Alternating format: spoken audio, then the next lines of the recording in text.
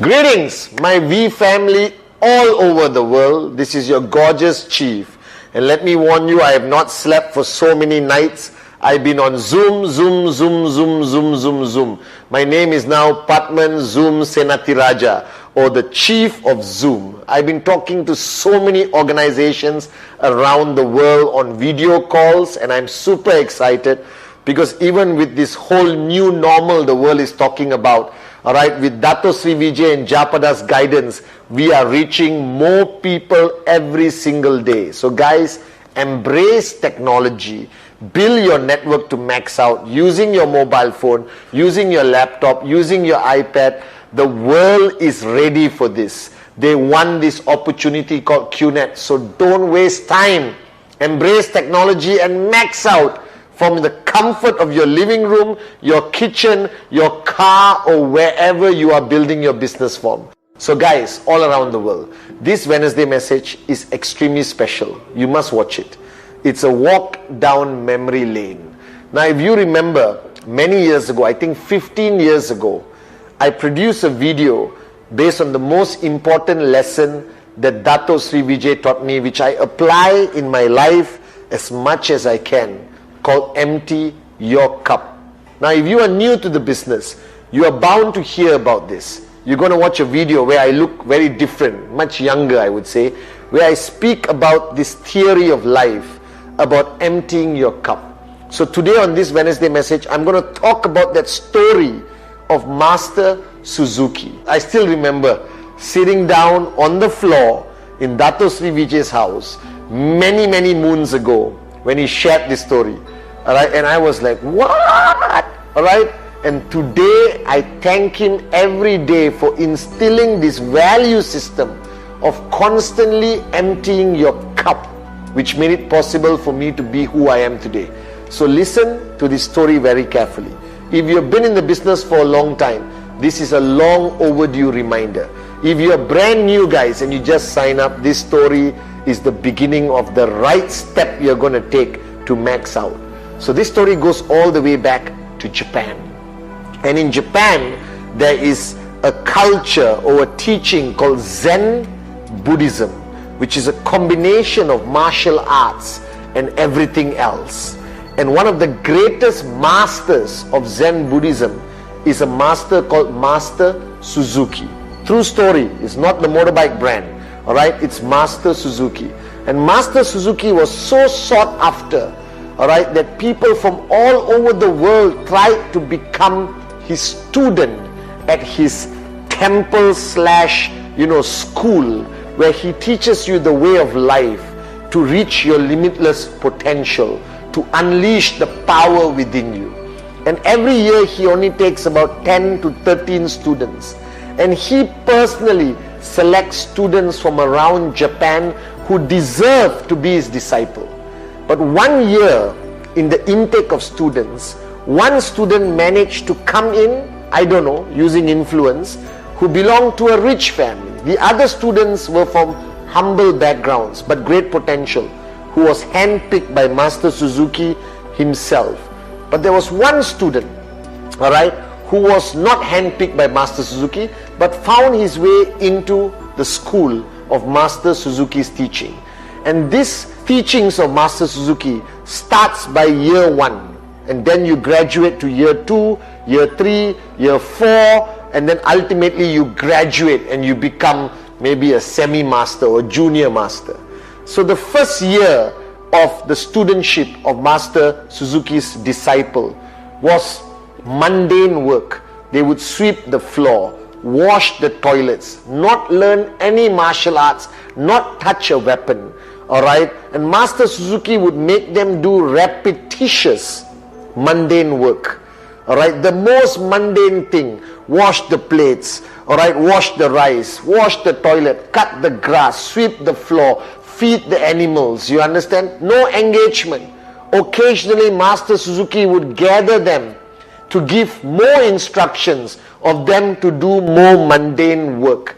And Master Suzuki would sit on his hut at the porch of his hut, drinking tea and observing every single student.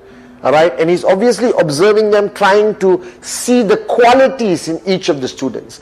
And the end of the first year, Master Suzuki would gather all the students in the courtyard, and he would walk past each student without saying much by tapping their shoulder. The minute he taps their shoulder, that means they have graduated to the second year of being a student of Master Suzuki. And the year came to an end. And all these 13 boys, inclusive this boy, was not handpicked by Master Suzuki, who didn't come from a humble background, but most probably a very educated boy from a reasonably rich family, a little bit spoiled, but very well educated. And Master Suzuki tapped the shoulder. 1, 2, 3, 4. When he reached this particular boy, he just walked past him and went to the next boy and tapped the shoulder. And at the end of the process, 12 boys were tapped on the shoulder by Master Suzuki, and they graduated. But this one boy was left behind. This one boy was left behind, and he started to turn red in his cheeks, embarrassed, slightly angry. And Master Suzuki walked away. And the other teachers told everyone to move on the life. And this boy had to repeat the process of the first year all over again, cutting grass, sweeping floor, washing the toilet. But now it was a painful process, because he was doing it for his classmates who are now his seniors. But he bit his tongue and he rationalized in his mind with his ego that maybe Master wants me to stay back to help introduce the new boys to this life of the first year. And he did it, grumbling under his breath, serving food to his classmates who are now his seniors. And the year completed. And again, everyone was lined up. New students plus this one kid who repeated year one. And Master Suzuki tap, tap, tap, tap, tap, and walked past this boy again. And tap, tap, tap, tap, tap. And all those boys graduated to year two. And this boy, technically, has to repeat year one again. And now this kid lost it. He got angry. He started shouting and complaining to all the other students. This is a scam. Who the hell is Master Suzuki? Master Suzuki walked silently back to his hut and sat down. And this time the boy couldn't control his anger. He lost it. He stormed to the hut of Master Suzuki. Alright? Didn't even knock the door. Literally pushed the door open and went in and started shouting. Oh my God, shouting at Master Suzuki, the Grandmaster. Master didn't react. The boy was ranting and complaining how he was treated unfairly. He's better than all the other kids. He's educated. He has been to university, blah, blah, blah, blah, blah, blah, blah, blah. And Master Suzuki calmly said, calm down, sit down, and let's have some tea. And the boy thought, okay, I'm sitting down with the master. And Master Suzuki said, pour me a cup of tea. And the boy took the pot and poured into the cup. Like you and me, he poured almost to the brim, and he stopped and put the pot down. And Master looked at him and said, why did you stop? I told you to pour the tea. And the kid said, it's almost full. Keep pouring. Listen to me. So the kid thought, okay, Grandmaster Suzuki has gone a bit cuckoo. And he kept pouring the tea. Now what happens when you pour tea into a cup already full of tea? It overflows. And the kid kept pouring, angry that he's doing something stupid in his opinion. He poured and poured and poured, and the tea overflowed on the table. And after a few seconds, he stopped. And he looked at Master Suzuki and said, what are you trying to do? I'm not stupid. And Master said, hang on. I'm giving you the answer. The answer why I never tapped your shoulder for you to graduate to the next year. This is the answer. That you are that cup and you are full. And with 1 year of the journey with the other students, nothing went into your full cup. It just overflowed. You did not learn anything. You did not change. You did not evolve. Your ego stopped you. You were a full cup. And that's why you will never graduate to the next year. Alright, and that is the story of Master Suzuki that was taught to me by Dato Sri Vijay 22 years ago. The first lesson he ever taught me, that Patman, if you want to start the journey with QNet, if you want to start the journey to max out, the first thing you have to do is empty your cup. So to all of you watching, I hope you remember this story, that you need to empty your cup. You have to unlearn every assumption you ever had about business, about making money, about discipline, about consistency, about who you are and what you know. If you think you're too smart, empty your cup. If you are a marketing expert in your previous job, empty your cup and then start your journey with QNet. Because if you start your journey with QNet with a full cup like that kid, you will not earn a check. You will not benefit. You will not grow. You will not start earning income, and you will be frustrated and angry with your uplines, with the V, with QNet. You will think it's a scam. But you fail to understand that the problem is not us, it is you. That you cannot embark on this journey to financial freedom with everything, all the garbage full in your cup. That if you truly want to start this journey properly, empty your cup. And then the journey is beautiful. Don't be that kid, alright, that any mundane thing you have to do, alright, presentation, attending system, coming for training, week on ISB, we connect, watching videos, watching the Wednesday message, all of this will only be effective if you empty your cup, and then you will benefit tremendously from it. For all of you, especially those who just started your journey or just signed up yesterday, alright, this was the most valuable lesson taught to me by my mentor, Grand Upline Dato Sri Vijay. Now for those of you already in the journey, 1 week, 1 month, 1 year, 5 years, 10 years, the emptying your cup process, which all of you did in the beginning, is never enough. The Dato Sri Vijay recently reminded me of the need to constantly empty your cup. Because as the world has filled your cup with arrogance, ego, unnecessary knowledge and stupidity, all that garbage, alright, self-hype, your cup also fills up, alright, on your journey with QNet. It fills up with negativity, fear, assumptions, that after you get your first check, you may assume you know how to do it. And then you ignore your uplines, you don't follow the system, you don't watch the Wednesday message, you don't want to come to VCon, and then your cup gets filled also on your journey with QNet.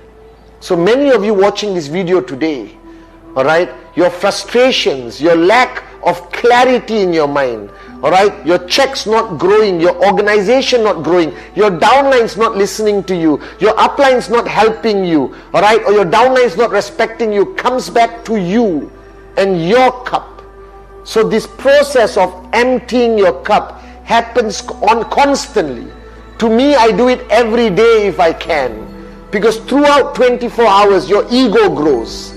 You think you are the best, you think you have achieved greatness, you think you know all the answers, and those things start filling up your cup. And then the lessons from the great ones like Dato Sri Vijay, alright, Japadas Bismarck, your self-realization can no longer go into the cup that is full of shit, it's full of garbage. And then you get frustrated after 1 week, 1 month, 2 months, and you say, why am I not earning? Why is my checks not growing? Because your cup is full, and your cup will remain full throughout that journey. And after 5 years, you will see me at VCon and ISB and say, Chief, why am I not maxing out? Because you haven't learned this skill, you haven't learned this humility to constantly empty your cup and seek for the right information, seek for clarity, counsel with your upline, watch the videos on VTube by Dato Sri Vijay, Japa, all the V partners, and filling back your cup with what is required for the next achievement.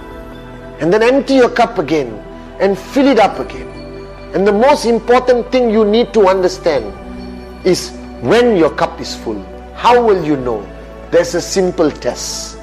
If your relationships around you are starting to self-destruct, if people are starting to complain about you as an upline or a downline, if prospects are not signing up, if downlines are not listening to you, or even your family has said that there's something wrong with you, all right, and you're feeling uneasy, and you're feeling your false ego, your arrogance growing, you're losing your temper easily, you're not listening to anyone, you don't want to watch the Wednesday message because you think, why? I watched it so many times already. And then these are signs that your cup is full. When your downlines confront you, that you don't care about them, that you're not listening to them, that you are not there for them, your cup is full. When your check starts to drop, your cup is full. And even your checks are high, but nobody respects and listens to you anymore, that also means your cup is full. So on this journey with QNet, as Dato Sri Vijay has taught me, is not about emptying your cup once at the beginning, like most of you who have watched my video before. It's about constantly emptying your cup throughout your journey. That even after you max out one tracking center, you need to constantly empty your cup so you can max out the second and the third. Now this Wednesday message is the most important message. Please send it to all your downlines. Remember this. Your journey begins by the need for you to empty your cup, as Dato Sri Vijay has taught me and I'm sharing with you. But the purpose of emptying your cup in the beginning doesn't stop there. That you must constantly identify the need when you need to empty your cup and empty your cup again throughout your journey. And then I promise you, you will go from 250 to 500 to 2000 to 5000 to 10,000 to max out and to remain consistent with the biggest checks you have ever achieved. Simple, consistently empty your cup. I love you guys.